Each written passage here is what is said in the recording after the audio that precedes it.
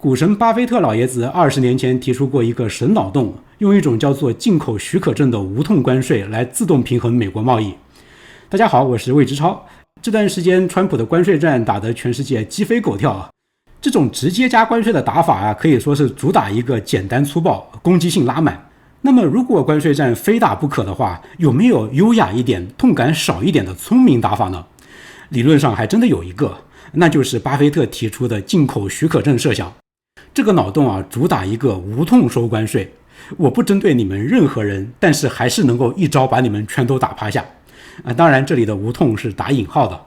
那今天这期节目呢，我们就来探讨一下巴菲特设计的这种无痛关税，相比于川普这种关税战是高明得多的策略呢，还是一种更加不切实际的异想天开？它真的能够无痛的平衡美国的贸易吗？首先，巴菲特这个进口许可证到底是个啥东西呢？那时是2003年，那个时候巴菲特就看着美国蹭蹭蹭往上涨的贸易逆差，心里一个着急啊。于是他就在著名的《财富》杂志上发表了一篇文章，文章的标题就很吓人啊，叫做“不断扩大的贸易逆差正把国家从我们脚下迈出去”。他讲了这样的一个小故事，有2个小岛，一个叫做节俭岛，岛民勤劳肯干，生产的东西吃不完也用不完，于是就出口。另一个岛呢叫做挥霍岛，岛民就喜欢消费，他们的生产不太跟得上，那怎么办呢？那就去买节俭岛的东西。一开始呢，挥霍岛还可以用自己的东西去换，后来东西不够换了，就开始打白条，写欠条给节俭岛。节俭岛的人欠条收多了之后想，这个东西也不能总当饭吃呀，于是呢就开始用这些欠条去买挥霍岛上的财产比如说土地房子公司什么的。最后的结果怎么样呢？那就是挥霍岛不仅欠了一屁股债，连家底都快被节俭岛给买光了。显然美国就是那个挥霍岛，天天大量进口外国货来享受，然后印美元给人家，然后呢人家就拿着美元把美国国内的资产买光。长此以往进行下去的话，那美国最后就不一定是谁的了。那么怎么办呢？巴菲特就提出了他的药方，那就是进口许可证机制。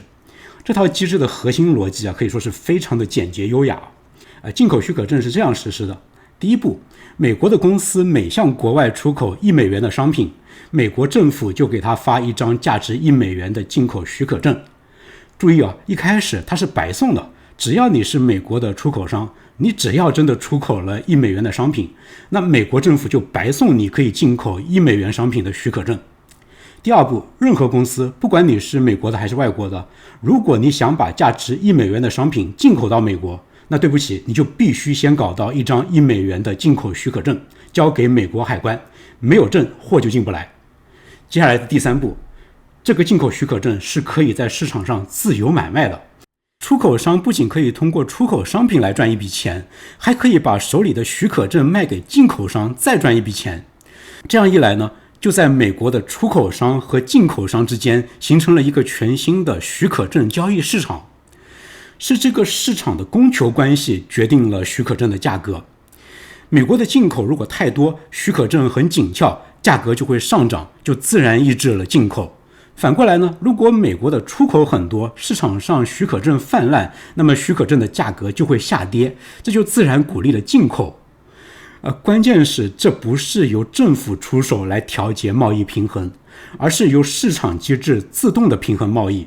大家听明白了没有？这套系统一旦跑起来会发生什么呢？一旦它跑起来美国总的进口额就必然会等于总的出口额，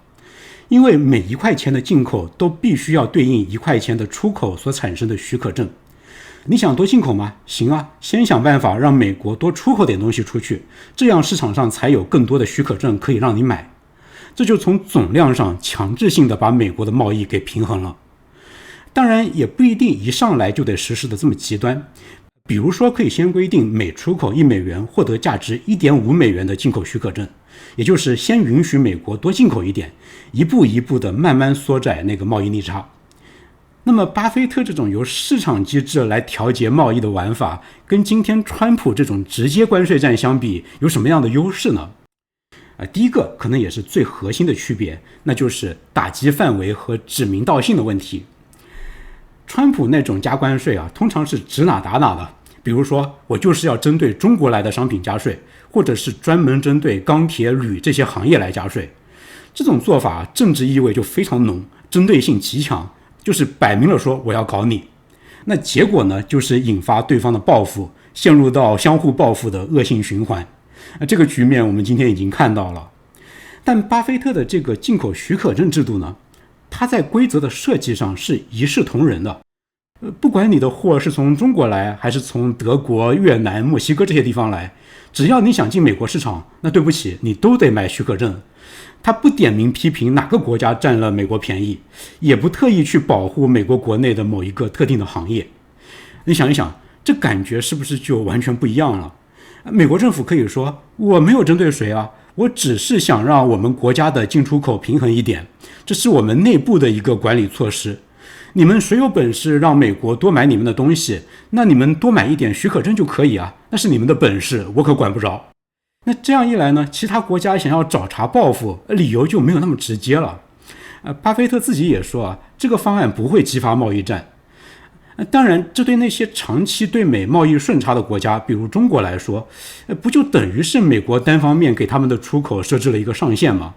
虽然没有指名道姓但是实际效果就是限制了他们的出口。但是至少在姿态上进口许可证制度是显得更加中性的，火药味是更少的，这就大大减少了地缘政治的紧张感。它不像直接关税那样上来就拉仇恨。所以呢，我管这种方案叫做无痛关税。不是说巴菲特的方案不会让进口商品在美国国内涨价，这是很难避免的。但是它对于美国对外关系的冲击是相对无痛的。巴菲特的进口许可证制度跟传统关税的第二个重要区别是钱的流向和激励机制不一样。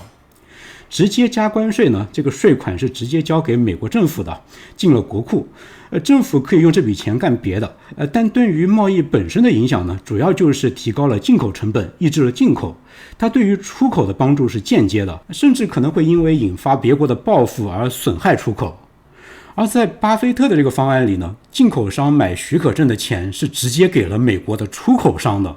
这就相当于是给美国的出口企业发了一个大红包出口越多，拿到的许可证就越多，卖掉换的钱也就越多，这是直接的鼓励出口。所以你看特朗普的这种直接关税主要是惩罚进口，而巴菲特的许可证呢，是既惩罚了进口，又奖励了出口，它是双管齐下，一边给出口踩油门，一边给进口踩刹车。这种双向推动贸易平衡的力量，理论上应该是比单纯的加关税要强得多的，也更加直接地惠及了美国本国的出口导向型企业。这笔钱留在企业手里可以用来降价、搞研发、扩大生产，能够直接增强美国产品的国际竞争力。巴菲特的这种进口许可证和传统的关税第三个重要的区别是谁来定价，是市场说了算还是政府说了算。传统的关税税率是由政府来决定的，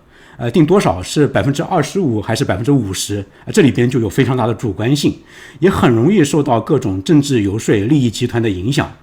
给谁加税，给哪个行业加税，这里边的门道就多了去了。而进口许可证呢，它的价格是由市场供求关系决定的，政府只管根据出口额来发证，然后就不管了，让进出口商自己在市场上去买卖去撮合。这就有点像现在很多国家在搞的那种碳排放权交易，政府设定一个总的排放额度，然后让企业自己去买卖排放权。巴菲特的方案呢，实质上就是把美国的进口权也搞成了像碳排放权这样的可以交易的商品。这样做的第一个好处就是减少了官僚干预和寻租的空间，政府不用费脑筋去决定保护哪个行业、惩罚哪个国家，把这些都交给市场就可以了。谁愿意出高价买许可证，谁就能进口。这就在很大程度上保留了市场配置资源的效率，而政府只是在总量上加了一个盖子。巴菲特认为在不得不平衡贸易的前提下，这种设计最大可能的保留了自由市场的大部分优点。而对比之下呢，政府直接定价的那种关税就显得非常的像计划经济，对吧？这么设计的第二个好处是在减少了官僚干预和寻租空间的同时，也可能会大大减少行政成本。比如说在传统的关税制度下，如果有些国家设置了对美国的不公平的贸易壁垒，比如说补贴国内的出口企业，那美国政府就得上天入地去收集各种证据，去走诉讼程序，还要去计算要报付多少关税等等等等。政府要做很多的事情。但是如果是许可证制度呢，那么美国完全可以两手一摊啊，什么都不用管。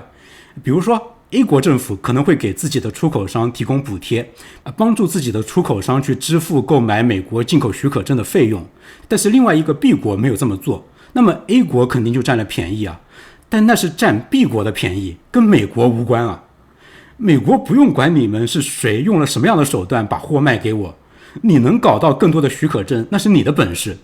最终 A 国和 B 国的矛盾自然会在 A 国和 B 国的博弈里得到解决，而美国只用坐收渔利就可以了。所以小结一下，跟川普式的那种直接关税比起来呢，巴菲特的这个进口许可证方案理论上的优势在于，第一，它更加隐蔽，不容易引发直接冲突，它不指名道姓，而是一视同仁，这会减少贸易战的风险。第二个优势，它是双向调节，它的效果更强，它既抑制进口又直接补贴出口。第三个优势是，它是由市场定价，会减少官僚干预，是让市场来决定隐形关税的高低。那这样听下来，巴菲特的这个方案是不是确实有点高明啊？巴菲特果然是巴菲特啊。但是别急啊，咱们得看看硬币的另外一面。这个看似非常巧妙的方案，真要实施起来会遇到哪些坑呢？巴菲特方案的第一个大坑啊，也可能是他最严重的一个缺陷，那就是跟关税相比，它缺乏政策的明确性和稳定性。传统的关税只要一宣布，比如说对某类商品征收25%的关税，那么在这个政策改变之前，这个税率是相对明确的，大家是对它有非常明确的预期的。当然，除了像川普这样朝令夕改的除外啊。那么这样一来呢，企业就可以根据这个稳定的关税预期来计算自己的成本，这种确定性对于产业是非常重要的。而关税许可证相比啊，它的价格是波动的。要交易许可证，肯定要建立一个全国性的甚至是全球性的许可证交易市场。那谁来监管这个市场？怎么样防范内幕交易和市场操纵？许可证会不会像比特币一样被炒作，价格上蹿下跳？许可证的价格可是跟具体的进口行为高度相关的呀，你这一波动可能就要了一堆企业的命啊！这就给做进出口生意的企业带来了新的不确定性。进口商签合同的时候啊，可能不知道将来买许可证要花多少钱，那这个风险就很大了。另一面呢，出口商也不知道自己拿的许可证到底能够卖多少钱。这种不确定性很可能会打击投资和贸易的积极性，会让企业不敢做长期的投资决策，这可能会非常严重的损害经济活力。所以呢，怎么样保证许可证的价格波动要尽可能平滑这里边就牵扯到很多的设计如果涉及到太多的干预，人为打太多的补丁，那可能还不如简单的指定一个关税呢。当然，支持巴菲特这种设计的那些支持者也可以说，市场波动是正常的，企业可以通过一些衍生出来的金融工具来对冲风险。但是无论如何吧，巴菲特的这种设计确实是一个比固定的关税要复杂得多的东西。一旦在国际贸易里引入一个新的波动率很高的因素那么整个国际贸易的行为逻辑可能都会发生天翻地覆的变化，后果是很难预料的。巴菲特这个方案可能会遇到的第二个坑呢，是怎么样去避免有人钻空子，怎么样防止有人虚报出口额来骗许可证。比如我出口一堆没用的石头，报一个天价，就是为了拿许可证这是一个显而易见的漏洞，市场上肯定会出现一大堆只为了骗许可证的假出口商。政府得去审计这些贸易的真实性这里边的工作量多大。为此呢，可能还得规定某些容易被钻空子的商品不能够计算，或者要特殊计算能换多少许可证的额度比如说那种容易随便抬价的东西，像黄金饰品艺术品这些东西能够换多少许可证，可能就得另外计算。但是如果这种补丁打得太多，那就失去了巴菲特原本构想里的那种简洁优雅，那到头来还不如像关税那样一刀切呢。此外呢，为了让这套制度能够运行下去，还要设计一整套许可证防伪系统，跟踪核实许可证真假和流向的系统如果考虑到这些那么前面说的那个优势，也就是许可证制度会降低行政成本，那可能就要反转了它反而可能会大幅增加行政成本。巴菲特这个方案的第三个坑呢，是他只对美国处理对外关系是相对无痛的，但是对内可不是照样肉痛得很毕竟进口许可证就是一种隐形关税嘛，美国的进口商品就是硬生生的多了一个购买许可证的成本，那进口商品的物价一定是会上涨的。而这里的关键问题是，美国政府是无法控制哪部分进口商品涨价的，因为巴菲特的这个设计就是要让政府插不了手，让市场自动的去调节。但是如果自动调节的结果正好是对于当时的执政党的票仓影响很大呢？那你怎么保证当时正在台上的这个政党不会利用一些额外的政策手段来安抚那些受伤的选民呢？如果没有办法保证这一点的话，那等于还是政府出手去调节贸易平衡啊。那最后的效果可能就跟人为指定某些行业的关税差不多。那绕了半天又绕回去了。总之呢，收关税啊，毕竟是实行了几百年的老制度，流程已经相对很成熟了。而巴菲特这一套全新的玩法，得从零开始搭建一整套复杂的系统，执行难度想想都头大。这也就是为什么很多专家都觉得这个方案理论上也许可行，但实践中可能根本就搞不定。但这些都是我们的理论推演啊。那历史上有没有国家真的尝试过类似的做法呢？还真是有的。比如说二战之后那段时间啊，很多国家的外汇储备紧张，为了控制外汇流出啊，很多国家都搞过严格的进口许可制度。进口商得先拿到政府批准的许可证才能够进口，额度是跟你为这个国家赚多少外汇相挂钩的。其中最典型的例子就是印度。在1991年经济改革之前，印度搞过一种叫做外贸通行证的东西。那时候啊，印度的出口商根据他们的出口额能够拿到一种凭证，这种凭证可以用来进口某些商品，而且关键的是，这种凭证还能在市场上买卖。这简直就是巴菲特这个方案的迷你版。这个东西当时确实在一定程度上刺激了印度的出口，缓解了印度的外汇压力。但是后来随着印度经济开放，这种限制性的做法也就慢慢的被淘汰了。还有一种思路啊，也是跟巴菲特异曲同工，那就是经济学大师凯恩斯当年设计的国际清算同盟。凯恩斯曾经主张过啊，建立一个全球清算机构，对各国贸易顺差逆差施加对称压力。贸易顺差国和贸易逆差国都只能够透支一定的顺差逆差额度，否则就要被罚款或者削减债权。这是为了让顺差国又有动力去增加进口，逆差国减少进口，从而让整个系统趋于平衡。虽然凯恩斯的方案最终没有实现，但是这个理念可以说就是巴菲特进口许可证设想的国际版本。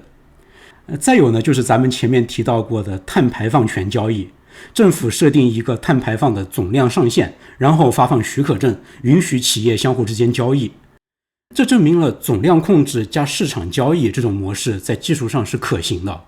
巴菲特的方案呢，无非就是把调控的对象从污染排放换成了贸易逆差。所以说呢，巴菲特的想法虽然没有被哪个大国完整的实践过，但也并不完全是空中楼阁。它暗合了一些历史上现实中的做法和理论思想。那么最后我们回到当下的现状，在今天，在这个关税战如火如荼的当下，巴菲特的这一套进口许可证制度有没有可能被美国政府捡起来当做一个政策选项呢？目前看来可能性相当低啊。毕竟美国政府现在还有很多牌可以打，比如说继续通过双边谈判来商定关税，比如说搞各种小圈子的贸易协定，再比如说加大国内产业的扶持力度，比如像拜登的芯片法案那样等等等等。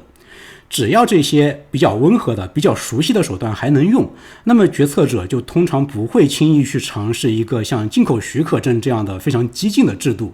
这个东西很让人陌生，风险又高度的不可控，一般情况下是不会有人去尝试的。其次呢，巴菲特的方案会火力全覆盖的打击美国的进口商、大型零售商比如像沃尔玛这种靠全球采购压低价格的巨头。